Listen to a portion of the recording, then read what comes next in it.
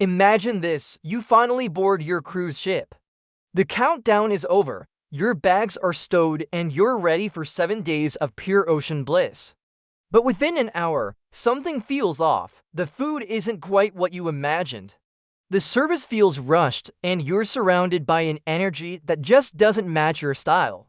Suddenly, the thought creeps in, did I book the wrong cruise line? The reality is that every cruise line has its own DNA. Some are built for non-stop fun, others for quiet sophistication. Some prioritize affordability, while others lean all in on luxury. And here's the thing, if you pick the wrong one for you, it can make or break the entire vacation. I've spent years at sea sailing everything from budget-friendly short trips to bucket-list luxury voyages. And in this video, I'm ranking the major cruise lines from worst to best, so you'll know which lines are worth your hard-earned money and which ones you might want to think twice about. Stick around because I'm not just rattling off a list. I'll explain the real-world differences you'll notice on board, the little quirks most first-time cruisers don't expect, and how to match the right cruise line to your travel style. By the end, you'll see the full picture and know exactly which ships should be on your radar. Alright, let's dive right in. Number 10. Carnival Cruise Line. Let's start with Carnival. And look, Carnival has a reputation. The fun ships, the neon lights, the endless burgers and daiquiris, the slightly chaotic energy. And truth be told, that reputation isn't entirely wrong. Carnival is designed for travelers who want maximum fun for minimum cost. The fares are some of the cheapest in the industry, which makes it super appealing if you just want a quick getaway. And there's no denying the energy. From poolside dance parties to comedy shows, there's always something happening. But here's what first-timers often don't realize, Carnival is a mixed bag. One night you might sit down at the steakhouse and think, wow, this is better than I expected, and then the next day you're waiting forever for lukewarm pasta in the main dining room. That inconsistency is part of the Carnival experience. The cabins are serviceable, but basic. The decor can feel loud, and if you're hoping for a peaceful retreat, you're in the wrong place. Entertainment is big, bold, and a little rough around the edges. Service can be hit or miss depending on the crew and how full the ship is. Now, does that make Carnival bad? Not at all. It just means you need to know what you're signing up for. If you're a group of friends looking for a party at sea vibe, Carnival is actually perfect. If you're a family that wants tons of activities for the kids, it delivers. But if your dream cruise involves fine dining, art shows, and quiet moments with a glass of wine, Carnival will leave you disappointed. Number 9. MSC Cruises. Next up is MSC Cruises. Now, MSC is fascinating because they dominate the European market, but in North America, they're still trying to figure out their identity. Their ships are flashy, lots of glass, big atriums, dramatic staircases. You step on board and immediately feel like you're in a glamorous Vegas-style resort at sea. The pricing is usually lower than their competitors, which is a huge draw. But here's the truth. MSC can be one of the most inconsistent cruise experiences out there. Service sometimes feels uneven, partially because the crew is juggling multiple languages and cultural expectations. The food, in my experience, swings from surprisingly excellent to very average. But here's the insider tip. MSC's Yacht Club, this is their luxury ship within a ship concept, and it completely transforms the experience. Private pool deck, butler service, specialty dining included. Honestly, Yacht Club feels closer to a luxury line like Regent than mainstream MSC, but if you don't spring for Yacht Club, you'll probably feel the cost cutting in the main areas of the ship. Another thing to keep in mind, MSC's European sailings have a very different vibe from their US cruises. In Europe, you'll notice longer itineraries, later dinners, and a very international passenger mix. In the States, the product feels more like a direct competitor to Carnival and Royal Caribbean. Bottom line, MSC is a gamble. Book it if the price is unbeatable and you're curious to try something new. But if you're after a guaranteed polished experience, you might be better off with one of the other lines higher on the list. Number 8. Norwegian Cruise Lines, NCL. At number 8, we've got Norwegian Cruise Lines, NCL. Their big pitch is freestyle cruising. No fixed dining times, no stuffy dress codes, no rigid structure. You want sushi at 10 p.m., go for it. You want steak in a Broadway show the next night, done. That flexibility is awesome, but here's the catch. The best food on NCL usually isn't in the included venues. It's in the specialty restaurants, which cost extra. And while their dining packages can help soften the blow, it means your freestyle experience ends up being pay-to-play if you really want the best they have to offer. Now, where NCL shines is entertainment. Their newer ships feature full Broadway productions. We're talking Jersey Boys, Kinky Boots, even Six. The quality of those shows is a real standout compared to most mainstream lines. And if nightlife is your thing, NCL has some of the liveliest clubs and bars at sea. But here's the reality check. Norwegian can feel expensive once you add up all the extras. Drink packages, Wi-Fi, excursions, dining upgrades, it all stacks up quickly. And if you don't buy into those extras, the base experience sometimes feels lacking compared to what you'd get on Royal Caribbean or Celebrity. That said, NCL is perfect if you crave freedom, don't want to be locked into schedules. It's also fantastic for couples and groups of friends who love live entertainment and nightlife. For families or budget-focused travelers, the nickel and dimming can be a real turnoff. Number 7. Holland America Line. Now, let's talk about Holland America. The line your grandparents probably cruised on, and for good reason. Holland America has been sailing for over a century, and that heritage shows in how they design their ships and itineraries. The vibe on board is calm, refined, almost understated. You won't find water slides or zip lines here. Instead, you'll walk into a piano lounge, maybe a cooking class, or even a lecture about the ports you're about to visit. One thing Holland America does really well is destination immersion. They're particularly strong in Alaska, partly because they own their own lodges and even their own private rail cars. That means they can offer land and sea packages that go way beyond just the ship. If you want to see glaciers, national parks, and wildlife in a more in-depth way, Holland America is top tier. Food-wise, it's consistently good, not over-the-top luxurious, but very solid with a few standout specialty venues. Service is polished. You can tell the crew is well-trained and takes pride in the tradition of the brand. Now, here's the drawback: the crowd. Holland America attracts an older demographic, and the energy reflects that. You'll find fewer kids, fewer high-energy events, and more people reading books by the window with a cup of tea, which is great if that's what you want. But if you're in your 30s, traveling with kids, or looking for nightlife, Holland America can feel downright sleepy. And that's why I've placed it at number 7. Solid line, excellent for the right traveler, but not a fit for everyone. Number 6. Princess Cruises. Next up, Princess Cruises. Now, Princess is interesting because it's often seen as Holland America's slightly younger cousin. It keeps a traditional cruising feel, but adds a bit more variety and energy. Princess is especially well known in Alaska. In fact, along with Holland America, they dominate that region. They've invested in their own lodges and trains. So if Alaska is on your bucket list, Princess is one of the top choices. The ships themselves strike a nice balance. They're classy without feeling stuffy and modern without trying too hard to be flashy. Food quality is strong, especially if you dip into specialty dining. But Princess really stands out with its tech. Their medallion class system uses a small wearable device that replaces your keycard and syncs with an app to order food, drinks, or even find your friends on board. It's super convenient and feels futuristic compared to most other lines.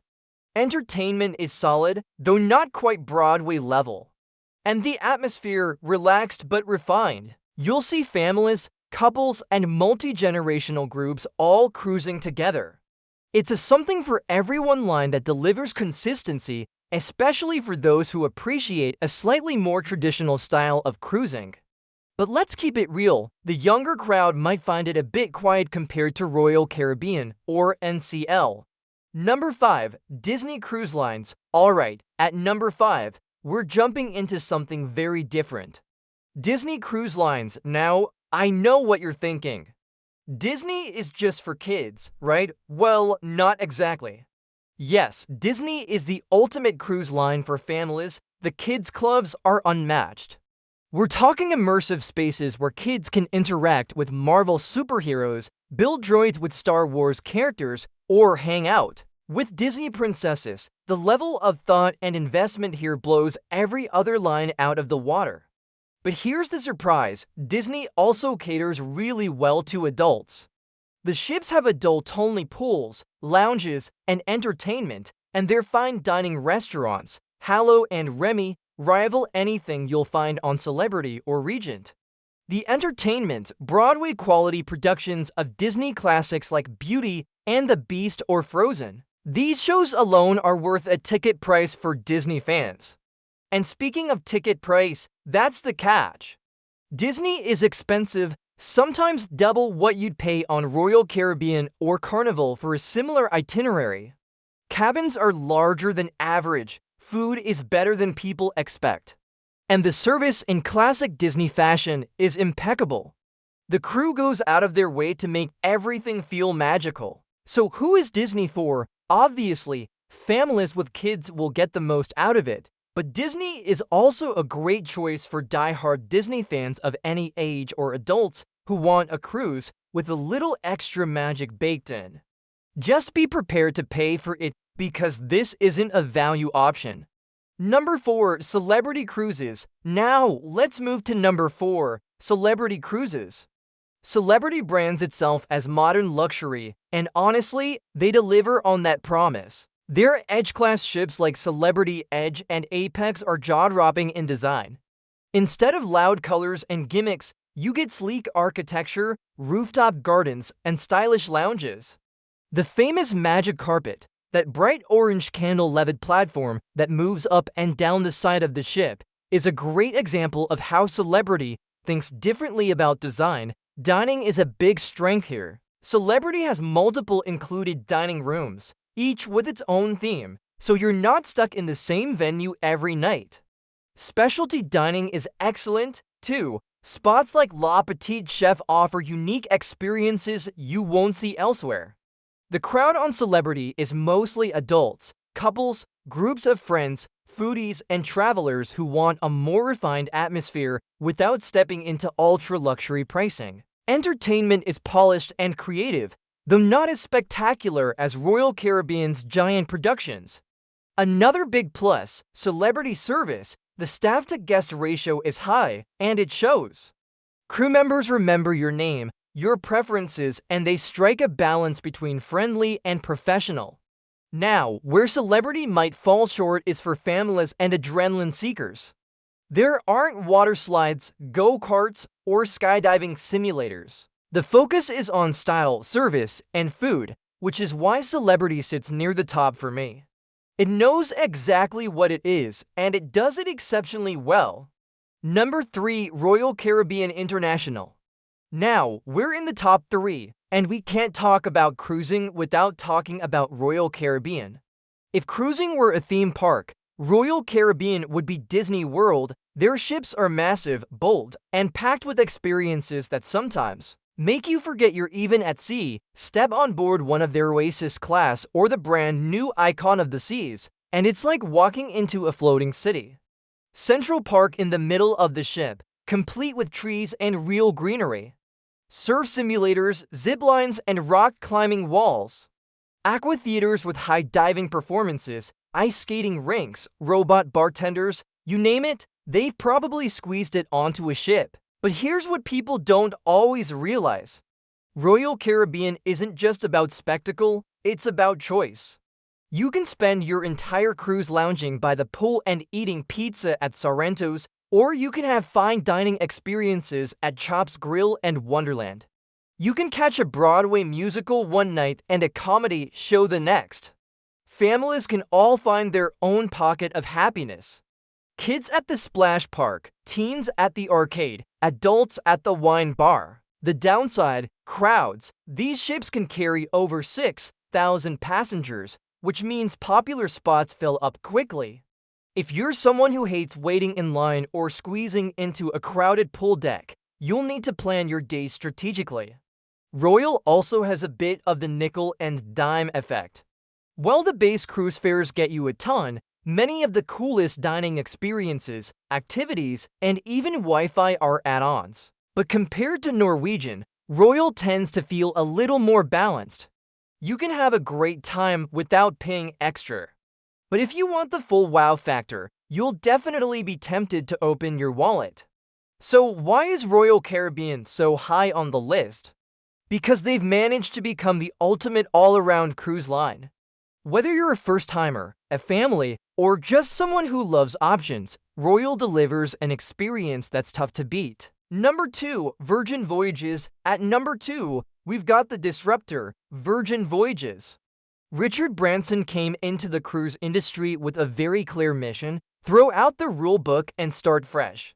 First, Virgin is adults only. No kids, no exceptions. That instantly changes the vibe on board. Instead of screaming toddlers at the buffet, you get a trendy resort-like atmosphere that feels young, stylish, and modern. The ships themselves are sleek and edgy with decor that feels more like a boutique hotel in Miami than a traditional cruise ship. There are over 20 dining venues. And here's the kicker, they're all included, no upcharges for specialty dining. You want Korean barbecue one night and an experimental fine dining tasting menu the next, go for it. Gratuities are also included, which makes the pricing feel more transparent compared to mainstream lines. Wi-Fi is free, soda is free, group workouts are free. It feels refreshing in an industry that usually tries to squeeze every extra dollar out of you. Entertainment is where Virgin really breaks the mold. Instead of Broadway shows, you get immersive theater, cabaret, drag shows, and DJs spinning late into the night.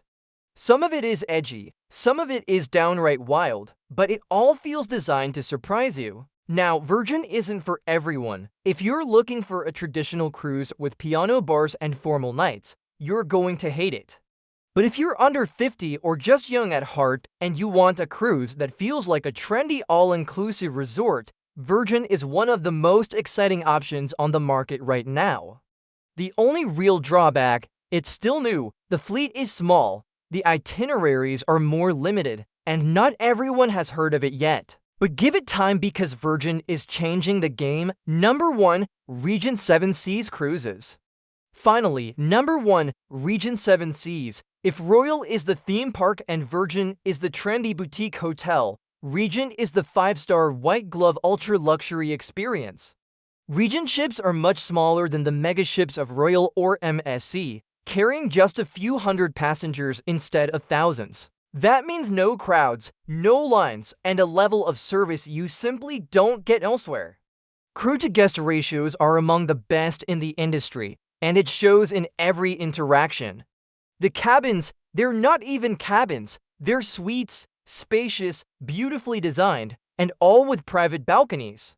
Dining is world-class with restaurants serving cuisine that could compete with Michelin-starred establishments on land. And the best part, almost everything is included. Flights, transfers, excursions, Wi-Fi, fine wines, premium spirits, gratuities. It's all rolled into the fare. That means once you step on board, you don't have to think about money again.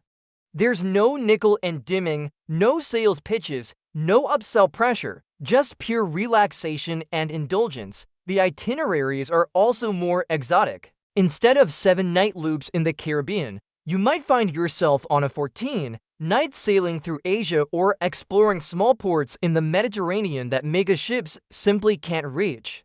Now, the obvious downside is the pricing. Regent is expensive. We're talking tens of thousands of dollars for a suite on some itineraries. But for those who can afford it, Regent represents the pinnacle of what cruising can be. It's less about being entertained 24/7 and more about being cared for at the highest possible level. So, while most people will never sail Regent, it earns the #1 spot because it shows what the very best cruise experience looks like. And there you have it, every major cruise line ranked from worst to best. From Carnival's party ships to Regent's ultra-luxury suites, each one offers something different. The key takeaway: there's no single best cruise line for everyone. It's all about finding the one that matches your travel style. If you're budget conscious and just want a fun escape, Carnival or MSC might be all you need. If you're a foodie who loves style, Celebrity will feel like home. If you're craving magic, Disney will blow you away. And if you're ready to splurge, Regent will show you cruising at its peak. The mistake most people make is assuming all cruise lines are the same. They're not. And when you match the right line to your personality, that's when the magic happens. Now, I want to hear from you. If you had to sail one cruise line for the rest of your life, which would you pick? Drop it in the comments. I'd love seeing your comments. And if you enjoyed this breakdown, don't stop here. Check out the next video on screen where I reveal the biggest cruise hacks that most passengers have no idea about.